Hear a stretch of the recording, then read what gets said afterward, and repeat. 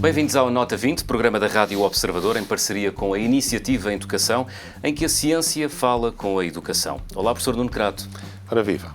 Professor, hoje vamos falar sobre bullying, um fenómeno sobre o qual ganhámos outra consciência nos últimos anos, mas de um ponto de vista surpreendente. Primeiro, vamos à questão que colocámos aos nossos ouvintes na rede social Twitter. O nosso cérebro tem reações meramente biológicas?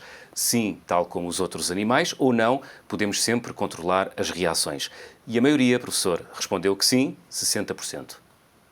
Sim, é uma maioria, não será uma maioria muito significativa, mas dá-nos ideia de que as pessoas hoje em dia têm consciência de que há muitas atitudes que nós não controlamos, ou que não conseguimos controlar, ou que precisamos fazer um esforço especial para controlar. E este tema está diretamente relacionado com aquilo que hoje nos traz aqui, que é o tema do bullying, e em que medida é que os jovens conseguem ou não controlar instintos que têm perante ameaças de alguns colegas.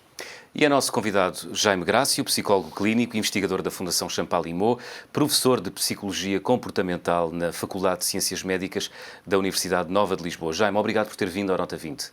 Obrigado, eu que aqui. Jaime, um grupo de investigadores da Fundação Champalimau tem realizado um estudo, ou estudos, sobre os comportamentos da mosca da fruta em situações de perigo ou ameaça. Daqui resultou até um artigo cujo primeiro autor é o investigador Ricardo Zacarias. O Jaime não está diretamente relacionado com esta investigação, mas surge aqui como investigador que pode ajudar a definir uma aplicação prática desta evidência no contexto do bullying. Vamos começar pelo princípio.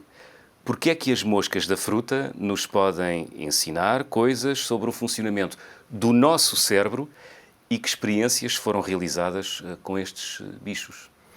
Bom, de facto, as moscas da fruta são um bom modelo de comportamento animal, em especial das respostas mais simples, e o seu código genético é bem conhecido, é relativamente fácil de manipular, e na sua expressão e em relação a estruturas como o sistema nervoso, encontramos semelhanças com o restante mundo animal, incluindo os mamíferos e, em específico, em relação aos humanos.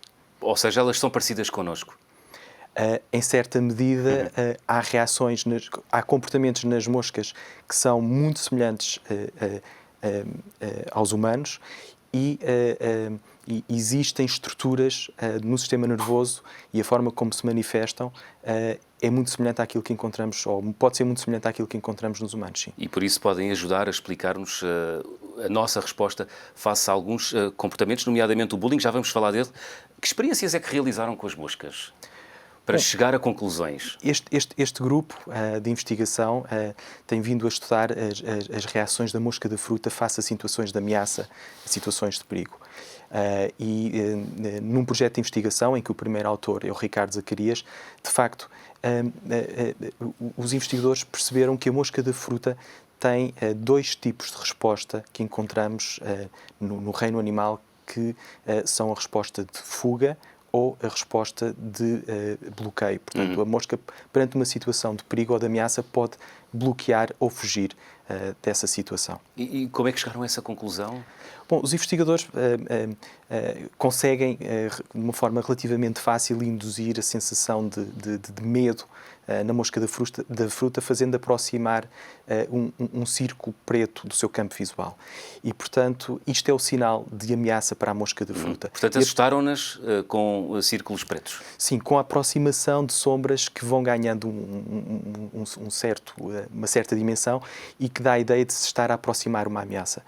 E depois é ver dentro de uma caixinha o que é que as moscas da fruta fazem. E o que é que concluíram? Estes investigadores concluíram uma coisa muito interessante. Concluíram que existe uma estrutura na mosca, um conjunto de neurónios, que são responsáveis por decidir se a mosca da fruta vai ou não bloquear perante uma situação de perigo. E usando uma técnica que permite manipular esses neurónios, uma técnica chamada optogenética, eles observaram que a ativação desses neurónios decide pela mosca para bloquear perante uma situação de perigo.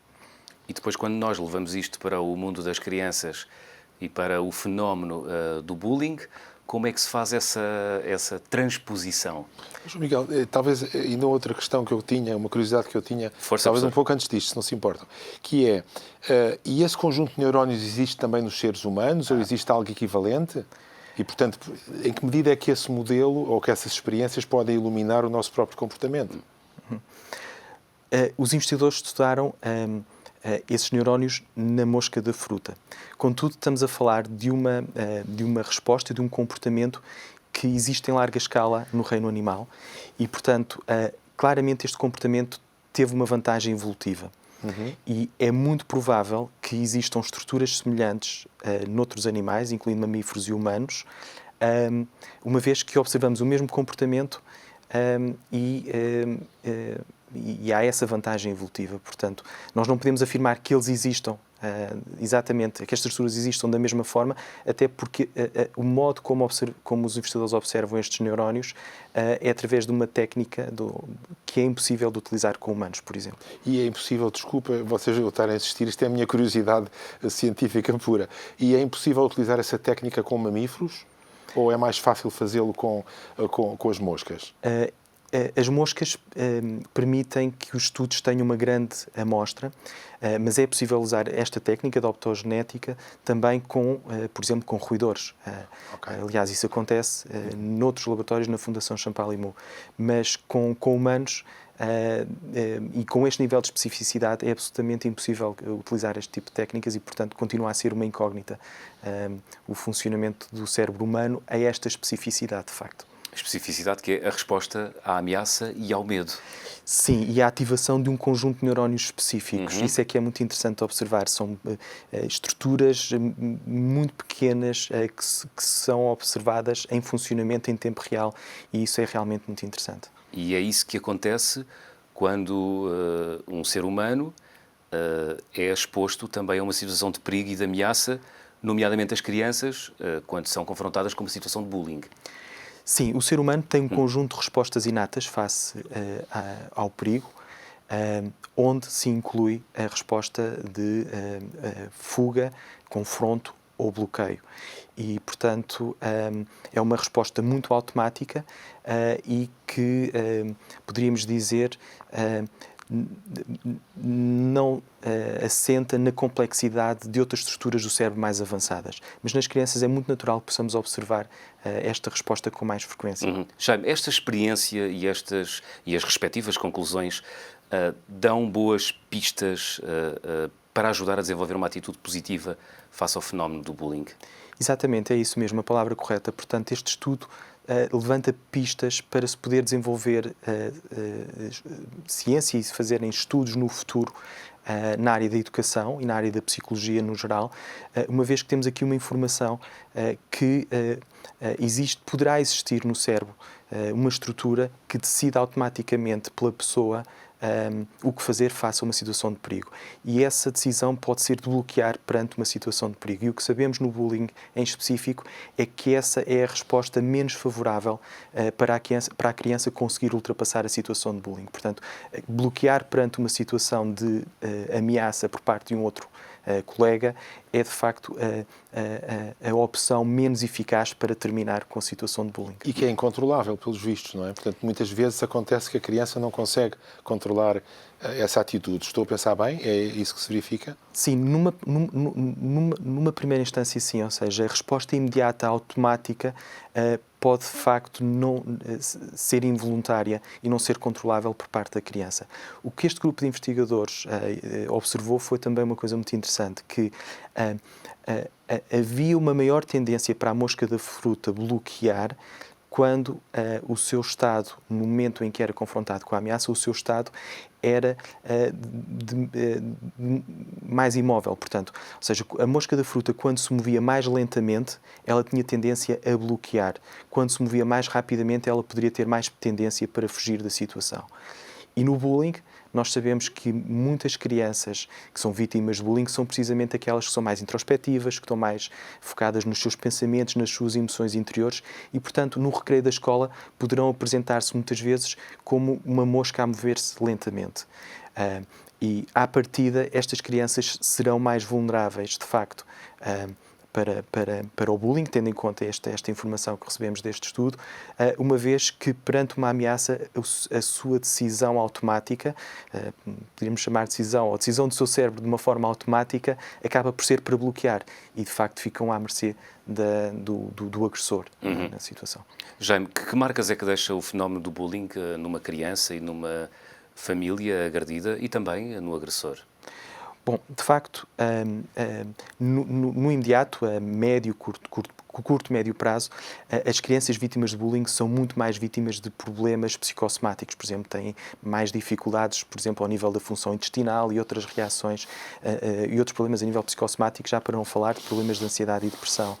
Mas na idade adulta, muitas crianças, ou neste caso, muitos adultos vítimas de bullying em criança, acabam por ter níveis mais elevados de ansiedade, de depressão, maiores dificuldades nas relações sociais e com impacto significativo no seu curso de vida e na sua qualidade de vida. Mas, João Miguel, eu acho que nós temos aqui um privilégio de ter connosco um psicólogo e que é investigador e, portanto, está a ver os dois lados da questão, não é? Está a ver como é que uma experiência, que é uma experiência quase de biologia fundamental, eu diria, não sei, está aqui quem me corrige. Podemos afirmá-lo dessa forma. Podemos afirmar que é uma quase de biologia fundamental, como é que uma experiência desse tipo nos permite fazer um paralelo com o comportamento das pessoas que nós conseguimos observar de fora e que um psicólogo conhece de um ponto de vista totalmente diferente. Não é? Um psicólogo não mete elétrodos, nem faz alterações nos neurónios das crianças, mas sabe pelo comportamento como é que as crianças se comportam. E, portanto, este paralelo a mim parece muito interessante.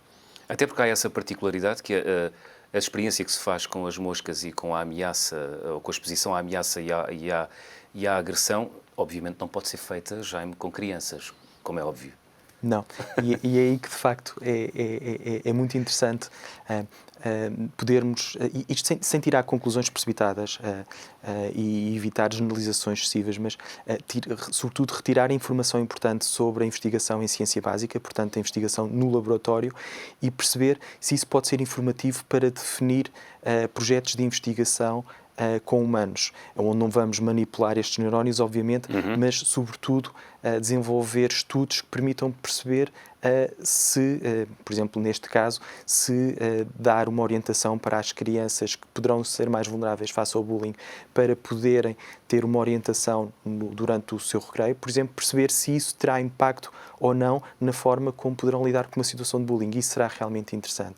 E portanto, é aqui que os psicólogos clínicos como eu poderão ir buscar à ciência básica informação para definir novos projetos de investigação e que serão, com certeza, muito valiosos para ajudar as pessoas em geral e, neste caso em específico, se este for um estudo a vir a ser desenvolvido no futuro, que eu acho que seria muito interessante, fica aqui a toda a comunidade de educadores e de professores e comunidade científica na área da psicologia e das ciências da educação, uma ideia para um estudo bastante interessante que será realmente perceber o que é que aconteceria se pudéssemos ajudar as crianças a ter uma orientação específica durante o intervalo e se essas crianças conseguiriam escapar mais facilmente das situações de bullying em vez de bloquear, como é muitas vezes o que acontece. O que me leva já à próxima pergunta, que é, sendo psicólogo clínico e faça tudo o que ouvimos nos últimos minutos, como é que se pode ajudar uma criança vítima de bullying?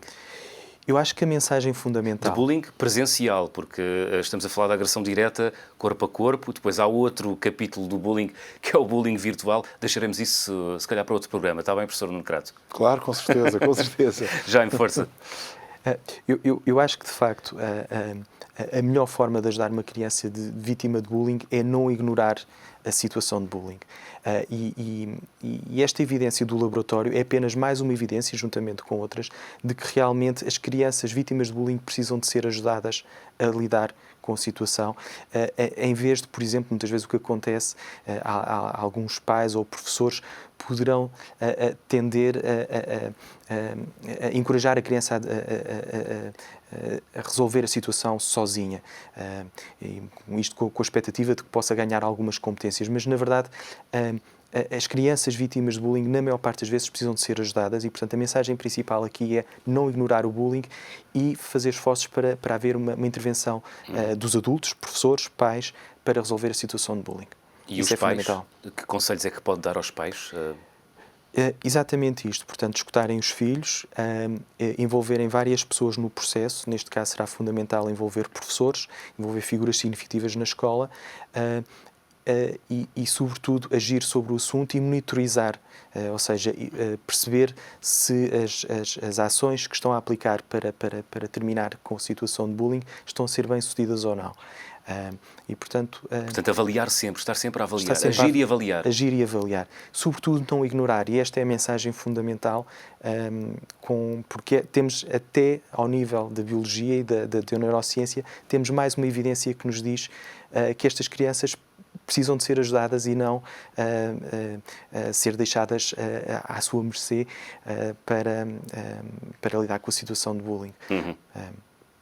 Estamos quase no final do nosso programa. Jaime Grácio, muito obrigado por ter vindo à Nota 20. Obrigado também, tive muito gosto em estar aqui convosco. Professor Nuno Crato, breves notas sobre esta abordagem surpreendente ao fenómeno do bullying.